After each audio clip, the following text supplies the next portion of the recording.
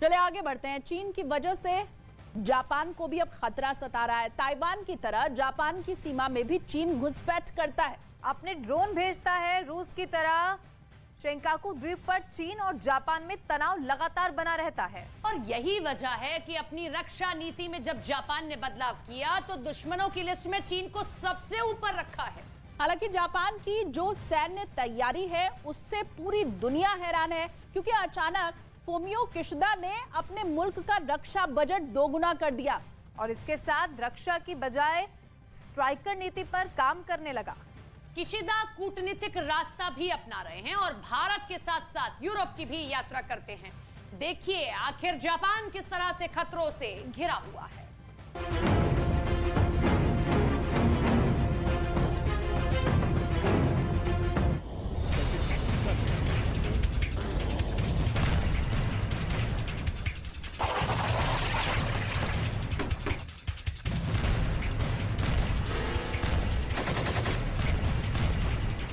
Indo Pacific theatre के लिए सबसे बड़ा शैतान है चीन।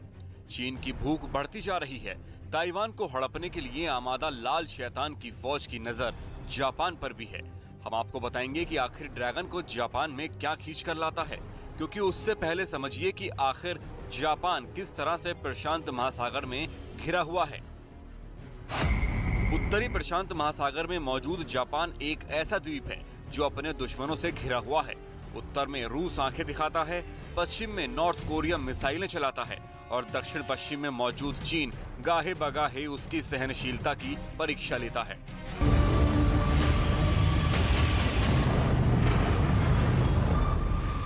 दूसरे वर्ल्ड वॉर में अपने 2 शहरों को एटम बम के जलजले में बर्बाद होता देख चुका जापान ने अपने वॉर डॉक्ट्रिन को 360 डिग्री घुमा दिया है और अब रक्षात्मक नीति की जगह हमलावर नीति को अपना लिया है। यानी जापान का मकसद उत्तर प्रशांत महासागर में एक बड़ी सैन्य ताकत बनने का है।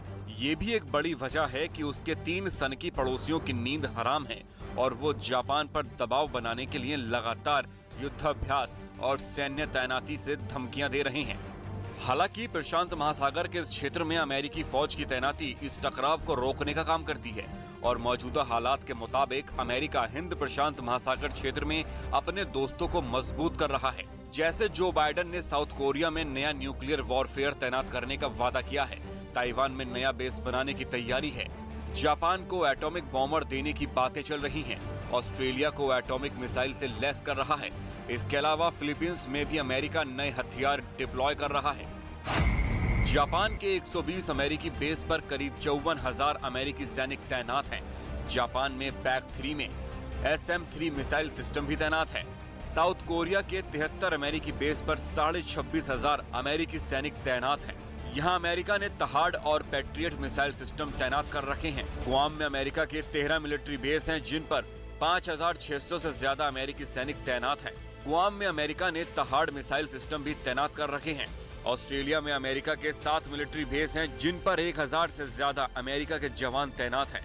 यहाँ भी पैट्रियट मिसाइल सिस्टम तैनात किया गया है। फिलीपींस में 5 अमेरिकी मिलिट्री बेस हैं, जहाँ US के 2,000 के करीब जवान तैनात हैं। अमेरिका सबसे बड़े खतरे के तौर पर चीन को देखता है, जो इंडो पैसिफिक थिएटर में लगातार अपनी विस्तारवादी नीति को चलाता है।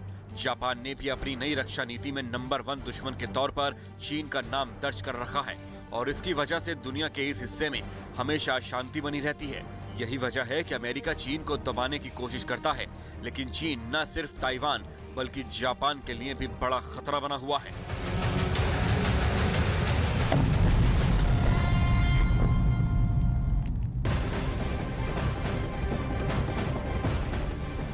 और एक बड़ी खबर आपको बताएं, साउथ चाइना सी में बाइडेन की दबंगई को चुनौती देने के लिए पुतिन ने अपने तैनात हथियार को धार दे दी है।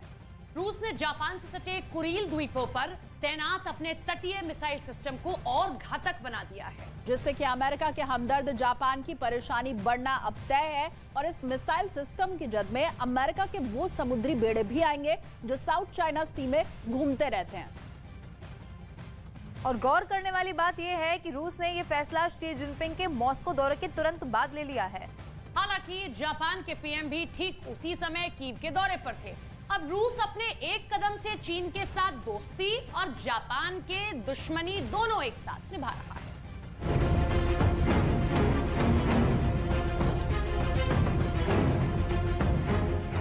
साउथ चाइना सी के विशाल समंदर में असली खिलाड़ी आ चुका है। नाम है व्लादिमीर पुतिन।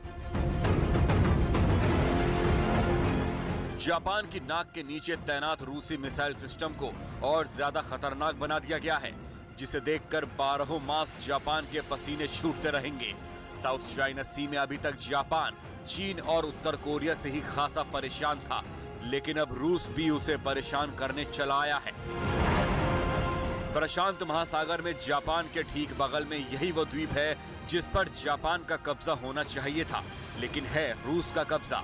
उत्तरी प्रशांत क्षेत्र के इस कुरील द्वीपों में से एक परमुशीर द्वीप पर रूस ने बेस्टियन तटीय रक्षा मिसाइल प्रणाली का एक डिवीजन तैनात किया था, जिसे अब और ज्यादा ताकतवर बना दिया गया है। कुरील द्वीपों के कुछ हिस्से पर जापान अपना दावा करता है, लेकिन ये पूरा द्वीप रूस के कब्जे में है और यही द्वीप है रूस और जापान के बीच दुश्मनी की असली वजह। इस द्वीप पर रूस ने दूसरे विश्व युद्ध में कब्जा कर लिया था, तब से इस पर रूस का कब्जा बरकरार है।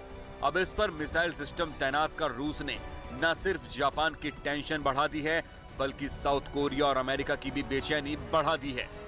अब तक अमेरिका साउथ चाइना सी में चीन को आंखें दिखा रहा था। जापान और साउथ कोरिया का हमदर्द अमेरिका चीन को इस पूरे समंदर पर एकाधिकार से रोकता है और उसकी मौजूदगी में चीन चाहकर भी पूरे साउथ चाइना सी पर अपना रौब नहीं दिखा पाता। लेकिन अचानक इस मैदान में चीन का दोस्त रूस भी उतर आया है, तो समझिए जरा कि ऐसा क्यों हुआ। अब ये महज वक्त का संयोग है या फिर शी जिनपिंग के रूस दौरे का असर, या फिर जापान के पीएम किशिदा का कीव दौरे का रिएक्शन, ये तो साफ तौर पर कहा नहीं जा सकता। लेकिन इतना तो तय है कि पुतिन ने जापान के बगल में मिसाइल सिस्टम तैनात करने का फैसला शी जिनपिंग और किशिदा के दौरे के तुरंत बाद लिया है। हो सकता है कि शी जिनपिंग ने साउथ चाइना सी से अमेरिका को खदेड़ने के लिए रूस का साथ मांगा हो और इसीलिए रूस ने कुरिल द्वीप पर मिसाइल सिस्टम तैनात कर दिया, या फिर जापान के पीएम के कीव दौरे से पुतिन का गुस्सा भड़क गया हो, जिसका जवाब देने के लिए पुतिन ने ऐसा किया हो। लेकिन अब एक बात तो तय है कि अमेरिका को अब सोचना पड़ेगा कि अगर वो यूक्रेन में ज़ेलेंस्की को मदद करना बंद नहीं करेगा, तो साउथ चाइना सी में चीन और रूस की जुगलबंद जोड़ी उसे घेर लेगी और मैदान छोड़ने पर मजबूर कर देगी। तो ज़ेलेंस्की के 3 नए वीडियो आए हैं और इन तीनों वीडियो में ज़ेलेंस्की का जोश देखने वाला है। ज़ेलेंस्की ने बखमूत में अपने सैनिकों की जब मरते हुए देखा तो उन्होंने एक बड़ा फैसला किया कि अगर ज़ेलेंस्की इसमें कामयाब हुए तो पुतिन को बखमूत से पीछे हटना पड़ सकता है। दावा किया जा रहा है कि ज़ेलेंस्की को रूस से घिरे मोर्चों पर देखकर सब हैरान हैं। सबको लग रहा है कि ज़ेलेंस्की अब खुद बंदूक उठा सकते हैं। तो कैसे ज़ेलेंस्की अब नई नई रणनीति बना रहे हैं और वो रणनीति किसी को पता भी नहीं चल रही।